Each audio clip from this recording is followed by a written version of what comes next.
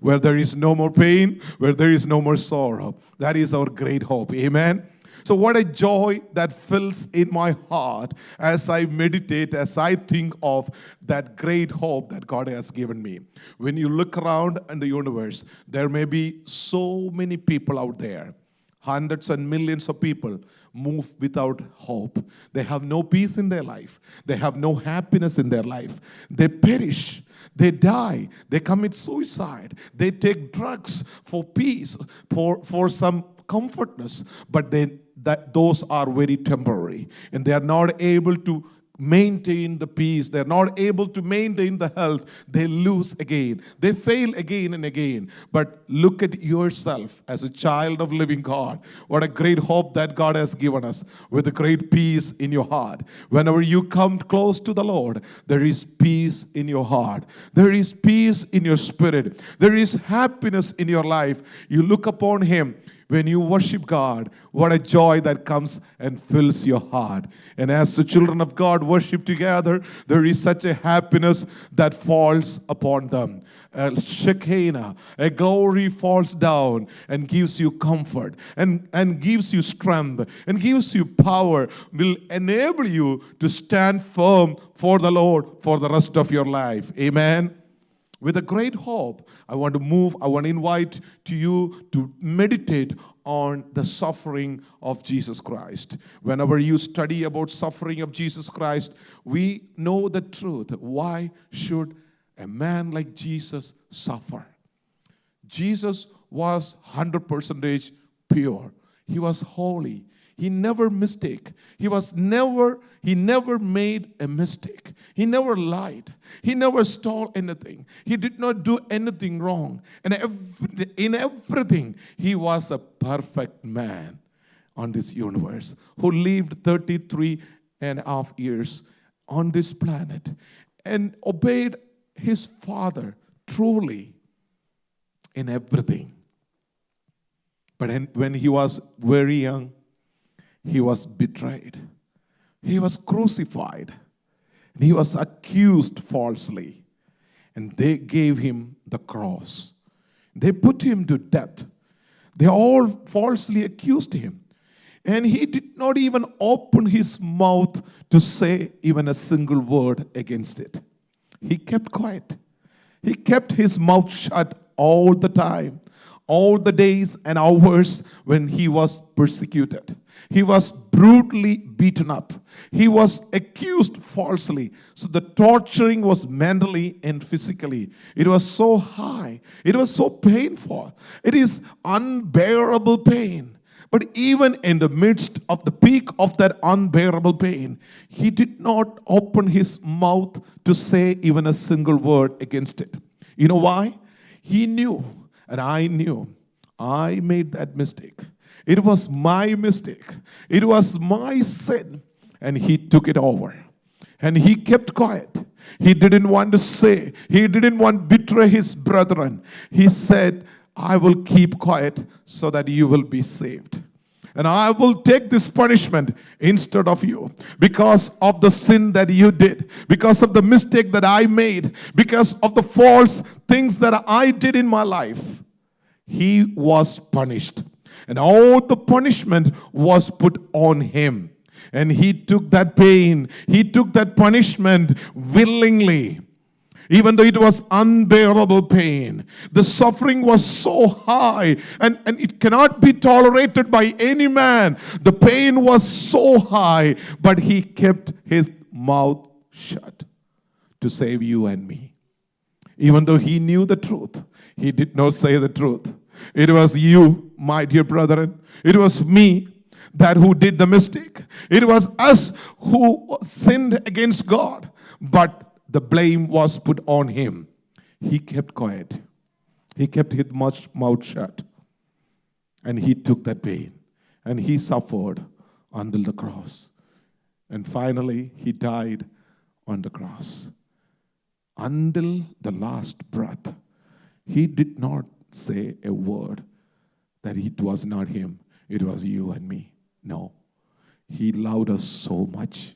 And he wanted us to be saved. So he saved us by bearing all the pain on his shoulder. And his hands were pierced.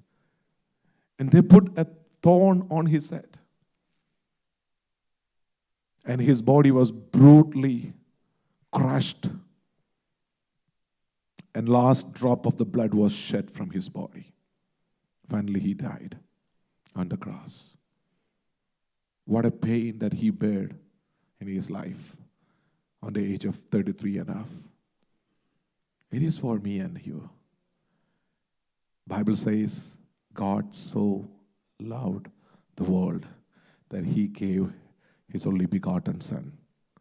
He gave his Son to die for us, for our sin.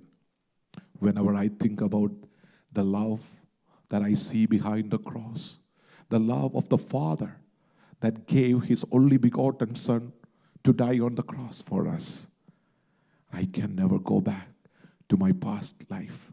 And I can never go back to sinful life.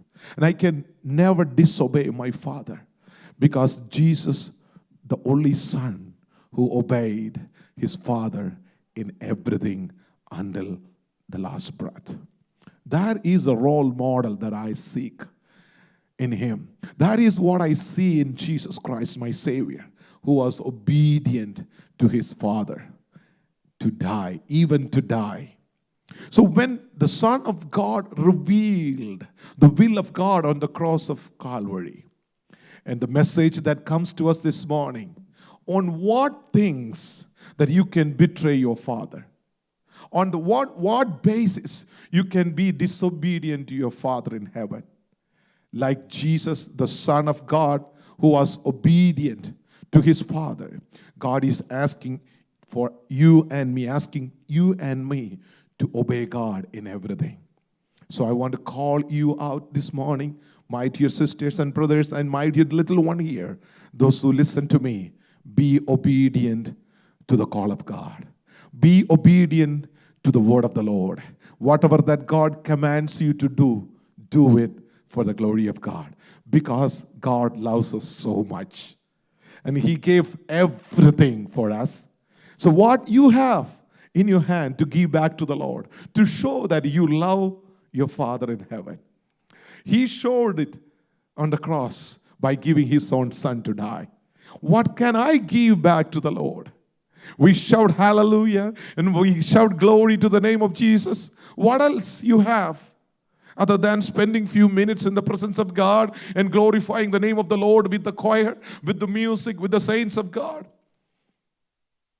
And what I can give back to the Lord is my life, that I would say, Lord, here am I, take me completely.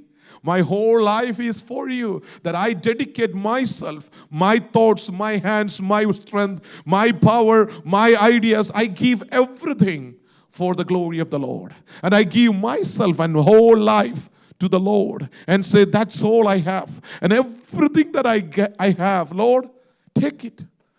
Here am I. When I see the love of God on the cross, what more I can do? If I can do more than this, I would love to do everything that I can do as a man on this planet. I will do for the Lord. For the rest of my life, I submit into the hands of the Lord to glorify the name of the Lord, to fulfill the will of God. My church, let me ask you what you have in your hand to give back to the Lord for the love that he showed on the cross. Take up the cross and follow him. That is what he wants. Do you know the desire of God about your life? Seek it. This is the morning. Ask the Lord. If you do not know what God's desire is about you, seek it now. Ask the Lord. Pray to God. Lord, reveal the will of God about my life. Tell me, what do you expect from me? What do you want me to do, Lord? Here am I. Like the prophet Isaiah said, here am I will go. Whom shall I send? Who will go for me? God says. And the man of God says, here am I, Lord, I will go. A complete surrendering, a complete submission. This is what God expects this morning. Glory to the name of God. I have a very few minutes in front of me to finish my sermon this morning, but God has given me a message to share with you. And I strongly believe that we were blessed because of the fasting prayer meeting, the messages, the word of the Lord that came to us last 2 days with a great power and anointing. And I could feel that the Spirit of the Lord was empowering, equipping the church. And this morning I want to speak about a topic called season of change. Whenever you heard change, and I know that it is not something that everyone likes it. Changes are always very hard to make, right? We wanted to make so many changes, but it is very hard to make so many times. And I want to bring your attention to a Bible passage this morning, to 2 Kings chapter 18, verse 1 through 7. 2 Kings chapter 18, verses 1 through 7. Now it came to pass in the 3rd year of Hosea, son of Elah, king of Israel, that Hezekiah, the son of Ahaz, king of Judah, began to reign. 20 and 5 years old was he when he began to reign, and he reigned 20 and 9 years in Jerusalem. His mother's name also was Abi, the daughter of Zechariah. And he did that which was right in the sight of the Lord, according to all that David his father did. He removed the high places and brake the images and cut down the groves and brake in pieces the brazen serpent that Moses had made. For unto those days the children of Israel did burn incense to it, and he called it Netusten. He trusted in the Lord God of Israel, so that after him was none like him among all the kings of Judah, nor any that were before him. For he clave to the Lord and departed not from following him, but kept his commandments, which the Lord commanded Moses. And the Lord was with him, and he prospered whithersoever he went forth. And he rebelled against the king of Assyria and served him not. Thank you, Sandon. I will be speaking from this passage this morning. And I wanted to bring your attention to a man, a ruler called Hezekiah. And we just read that he became the ruler when he was just 25 years old, which is very amazing to take over the power and authority of the nation. And he is too young, but he was a strong man. And I'm so glad to see the young generation sitting right in front of me. And most of you have just over 25. Some of you are very close to 25, either up or down. You're very, very close to 25. So it is the best time of your life that you are much stronger than ever, and you are so courageous, and you feel that you are strong enough to do anything that you have desire in your heart. And people, I have seen that young people in that age or close to that age move with much power and courage than ever in their life. And as you get older, you can ask the old folks here, as they get older and older, their confidence level go lower and lower, and their strength of their body, their muscle power goes low and low, and their will go down little by little, and they may not be strong enough like they were in their young age. But this is the time when you want to do something. Young age is the most efficient time in your life that you can do great things. So for the child of God, it is the best moment of your life that you want to do something for the Lord. And I want to challenge you, my dear young people. This is the best time of your life that you can go and do something for the glory of God. With the more power, with the more courageous, with much strength in your body and in your spirit. So the king Hezekiah chose to do right thing. That's what we just read.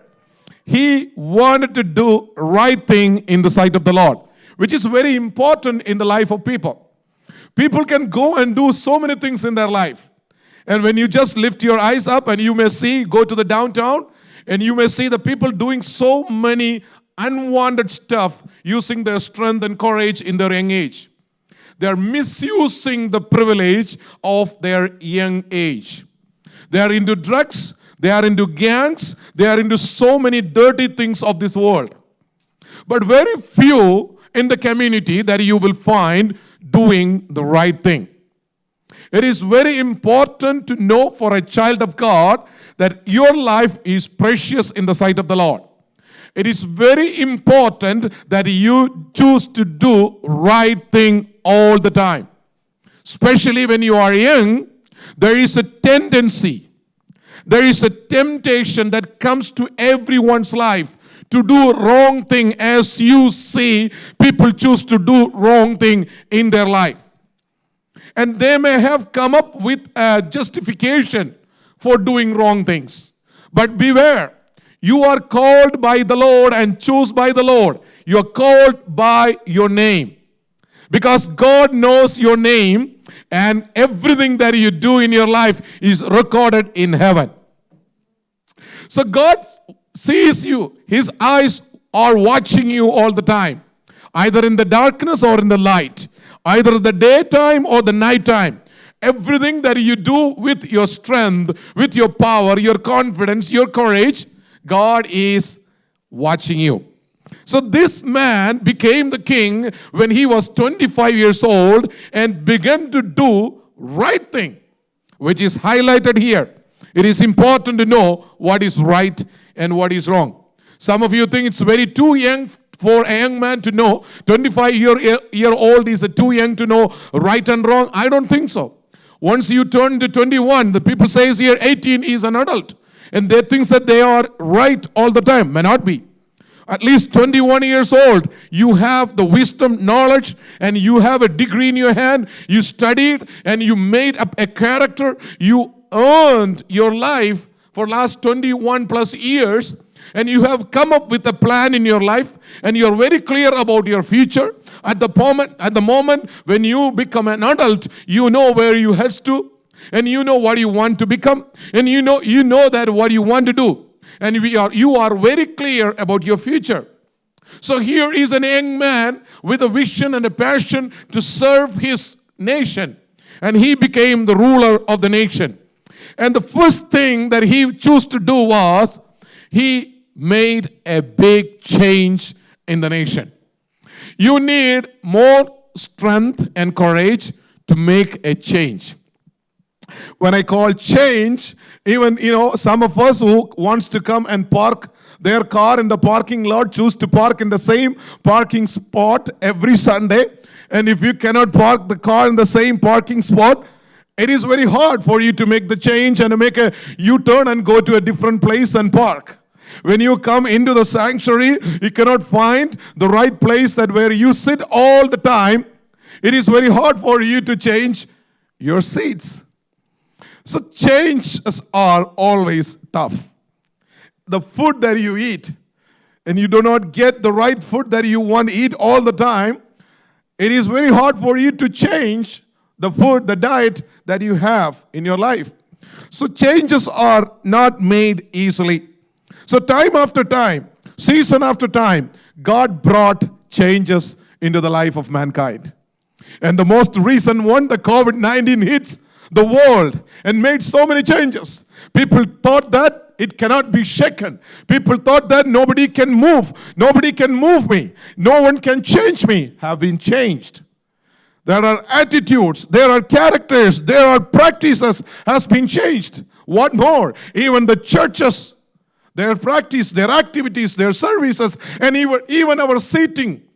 Even our system has been changed. The way that we do things for so many years that we thought that no one can change. Even we fly from Kerala to America and we settle down in New York for 45 years. No one can change, but God changed.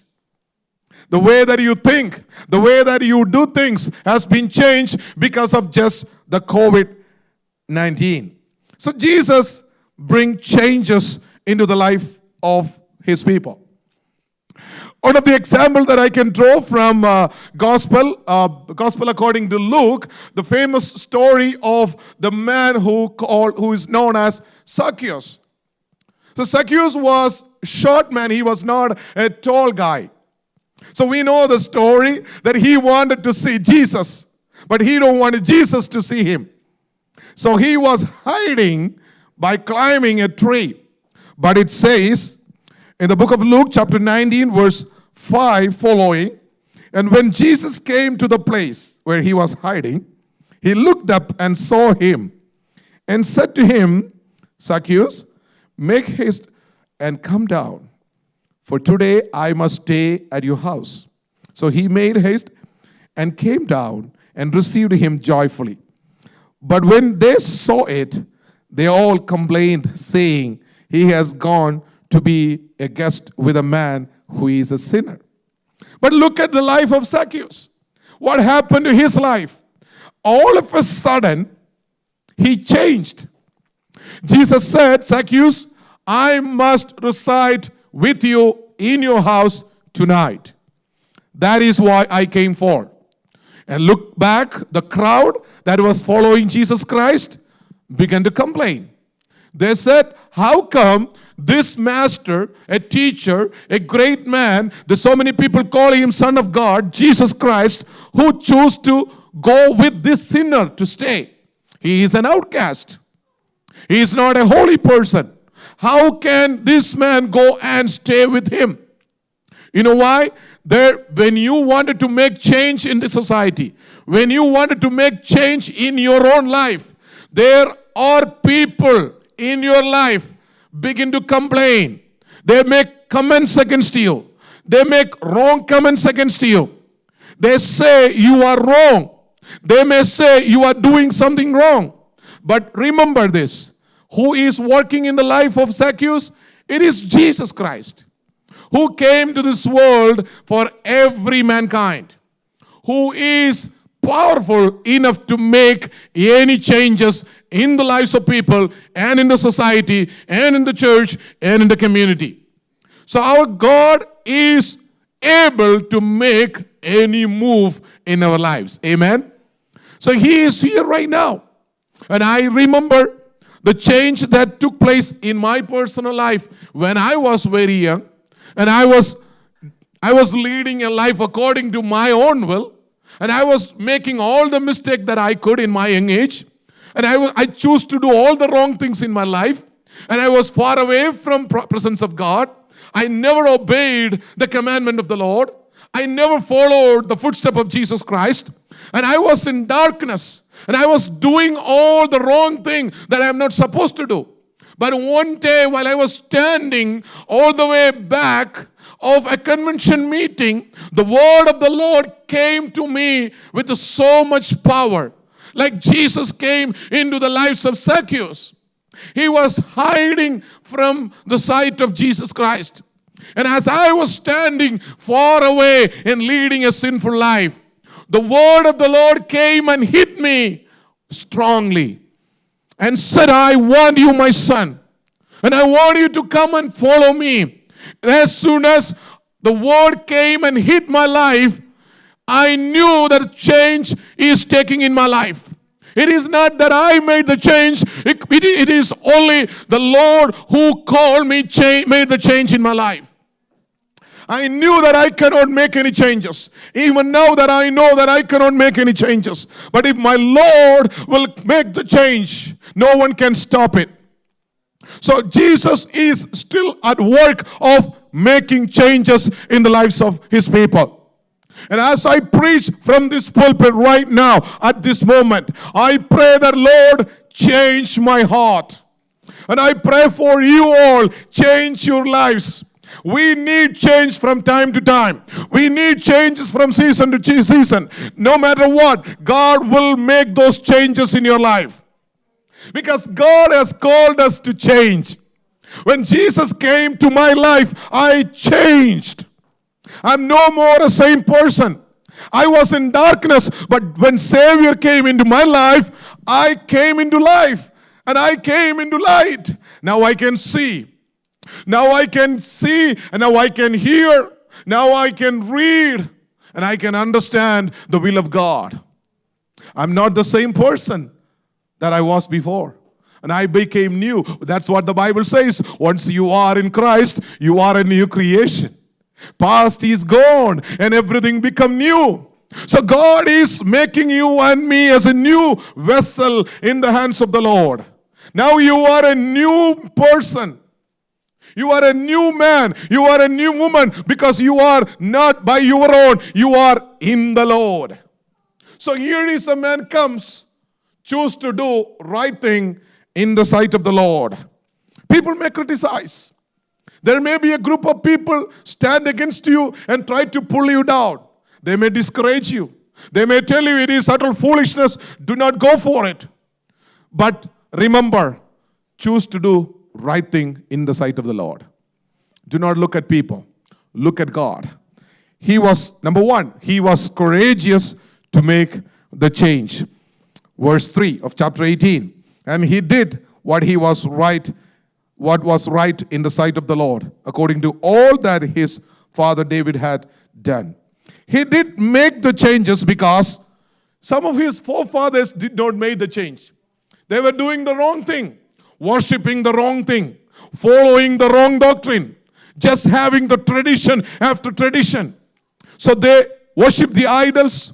They gave importance to the wrong thing. They did not follow the footstep of God. They did not give priority to the commandment of the Lord.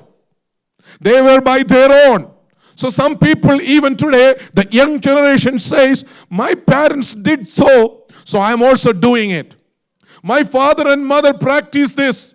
I was born into it. It was not my choice. It was my parents' choice.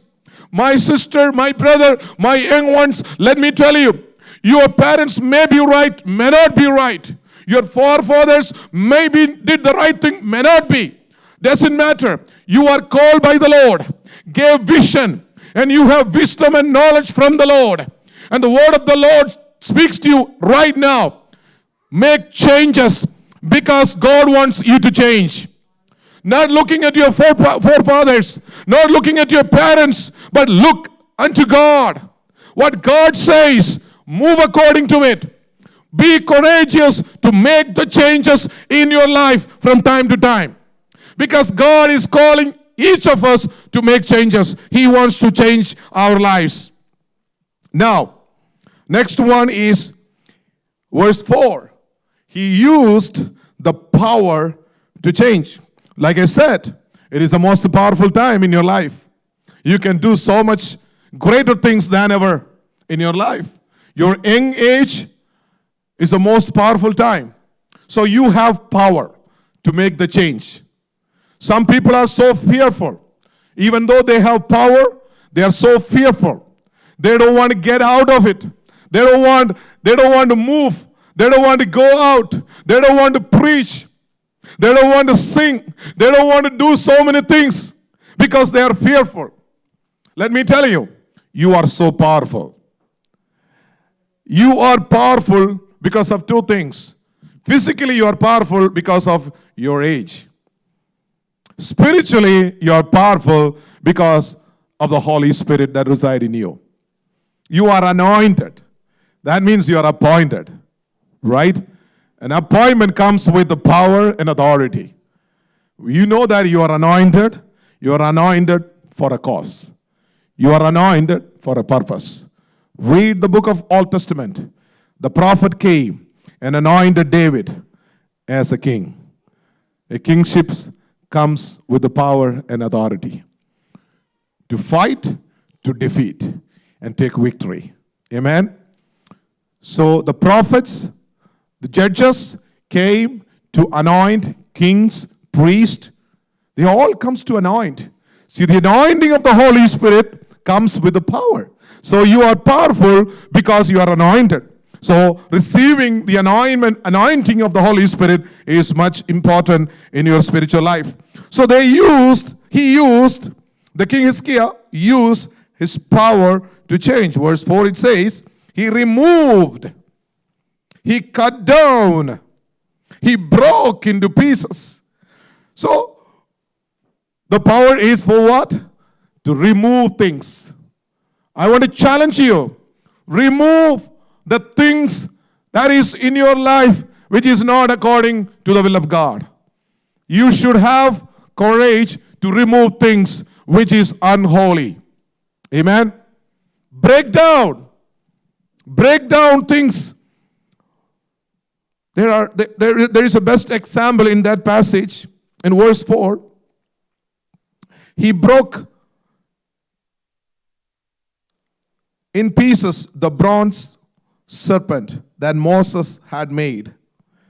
We know this story when Moses led people of Israel from Egypt to Canaan. And when there was a time people rebelled against God and God was so angry on that paper. And God allowed the serpent to come out of the bush and bite them and kill them. So people start dying. And all of a sudden, the leader Moses ran to God and prayed, Lord, why are you doing this? Save your people. He is standing in between the nation of Israel and God and interceding for these people, for their sin. Forgive them, Lord. So God told Moses, okay, do one thing, Moses. Go and make a bronze serpent and lift it up. Those who are bitten by the serpent will look unto this serpent. This bronze serpent will be saved. The rest will die. So he did the same thing. So people who are bitten by the serpent looked up to this, what Moses has made. But that season is already over. That was only for a season. But Bible says, even after thousands of years, these people still gave importance to that bronze serpent. And they still worshipped it. It was for a reason. It was for a season. It is over. It is time to change. There are so many traditions need to be break down. There are so many traditional thinking that we have needs to be moved. Because we are in a new time. We are in a new season where God is going to move in a very special way. So God has called us into this situation, especially in this troubled time. Even though there are so many churches are shut down in the area. There is no more worship happening there. There is no more gathering happening there.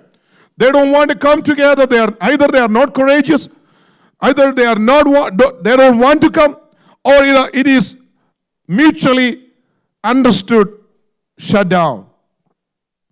But God has given us a privilege and courage to come together in the midst of this trouble, to pray, to worship, to meditate on His Word. And I want to encourage my church. God has called you for a special season. This is the time for change. We need to change so many things in our life. We need to learn how to move forward in the midst of this problem. We need to know how we can win souls even in the midst of this pandemic. We need to know how we can save people and bring to the saving knowledge of Jesus Christ. We cannot just shut down the door and sit inside us and say, oh Lord, this is a tough time. We cannot go out and proclaim the gospel. Be courageous and strong enough to bring souls to the kingdom of God, because God is giving us power and authority. People, even now, still refuse to change. And the state and the nation says, you must practice social distancing because of COVID. You must wash your hands all the time. And you must wear the mask all the time. And you should not gather in a very big gathering. People refuse to change. Everything change time to time. Situations, characters, and even the season, the weather. It changes all the time. But some people are still refusing to change. But look at this young man's life. My third point, he trusted God completely. To make the change, you must trust God. Verse 5, he trusted in the Lord of Israel so that he can break down the traditions. He can remove the things which was wrongly practiced by his fathers. His fathers were not there enough to make that cleansing process. This is the time for the church to make a cleansing process. God is calling us to be holy.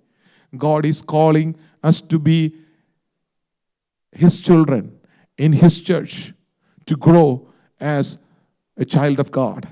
You cannot just go out and grow as the world grows. You are called to be a child of God.